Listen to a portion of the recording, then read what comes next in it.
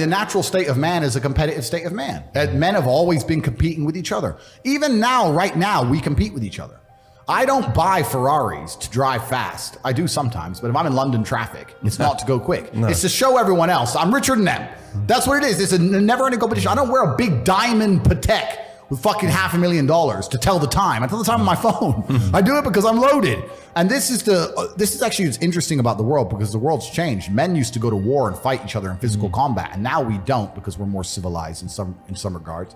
That's violence is still the bottom line of society, but we try and avoid it. Men are constantly doing combat by showing each other how we can move world with money.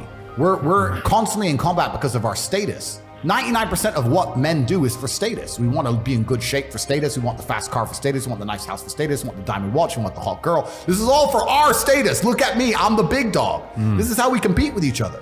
If you're going to be a dude who pretends that's not true, or be a dude who doesn't want to compete, your life's going to fucking suck. There's no light without dark, and there's no joy without pain. You can't have a rainbow without a little rain. Exactly. And no matter how hard you chase pleasure and happiness, there's going to be dips and troughs in between. There's going to be come downs and downtrends, and you're going to have the juxtaposition between that time you were laughing your head off and acting giddish like a child, and the time that you feel depressed as such. And I think it's much better to just adopt a very disciplined, stoic mindset. I'm always the same base level of happy regardless. If I lost all of my money today, I would be the same happy. If my net worth quadrupled, I'd be the same happiness. Yeah.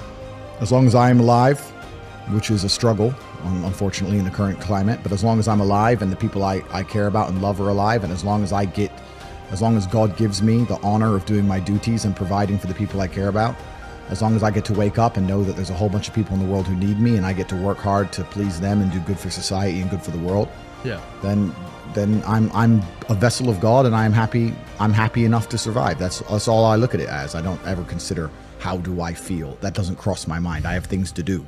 I have things to do. You're too busy to think about that. I'm too busy. I have things to do every single day. I have very important things to do, and how I feel really is not going to affect how I complete those tasks. Right. And when I speak to men, they say I'm unhappy, or I need to be happier. I think that's absolutely the wrong frame of life. You're a man, you have duty, you have honor, you have things you should be doing regardless of how you feel. And the people who are perma-obsessed with happiness or sadness, I just think it's the wrong paradigm to view the lens of life. I think you should get up and do what needs to be done. We talked about this started with an attack on masculinity. I think the reason there's such a large men's mental health crisis is because of the attack on masculinity. When you tell people with an innate desire to be masculine, whether it's God-given, whatever, like you said, they have innate desires. We're all born with innate desires. God has told us some things are just wrong and some things are just right. And you have an innate desire to act a certain way, and then society is telling you that if you act that way, or if you have those desires in any way, you are a bad person. That's where the men's mental health comes from. That's where all these men are sad and depressed, is because they're like, you know what? I'm not supposed to want to just get big, get strong, get important, get a hot girl, get a nice car. I'm not supposed to want that. I'm supposed to want this. This is garbage. And they sit in this middle area. The happiest people I know are people who are unapologetic. I'm just saying, yeah, this is what I want. This is what I do.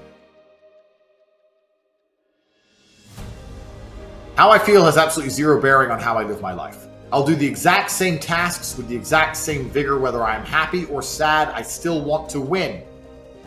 Think of every bad decision you've ever made and see the emotion involved. Your mind must be stronger than your feelings. The point is this.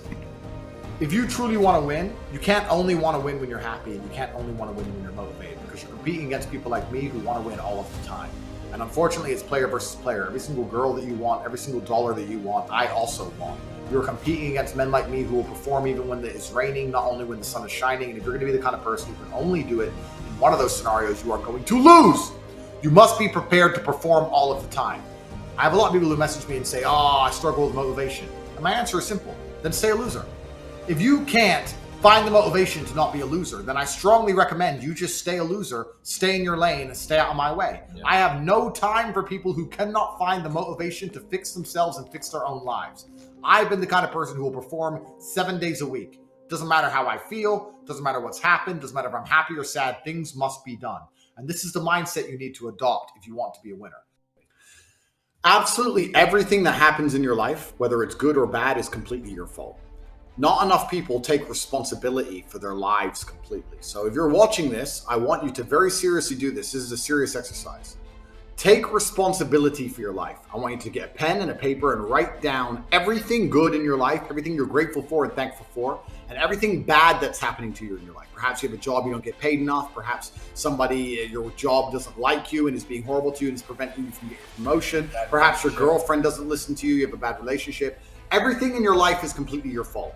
Please understand, as a man, the key to being successful is building a formidable mindset that makes you ultra and hyper competitive in a very competitive environment.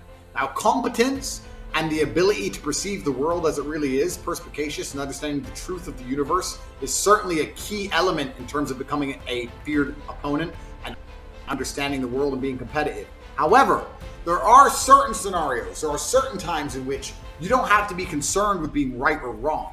You must be concerned only with being as competitive as possible. This is the idea I try and teach people inside the Matrix when I say I do not believe depression is real, and they try and convince me it's real. I don't care what science you come up with convincing me it's real, because if I believe in depression, I am more likely to become depressed. If I don't believe in it, it cannot affect me. I cannot become depressed if I do not believe in depression. So by extension, my mind is more competitive. I'm a more feared opponent. I'm more dangerous if I don't believe in depression.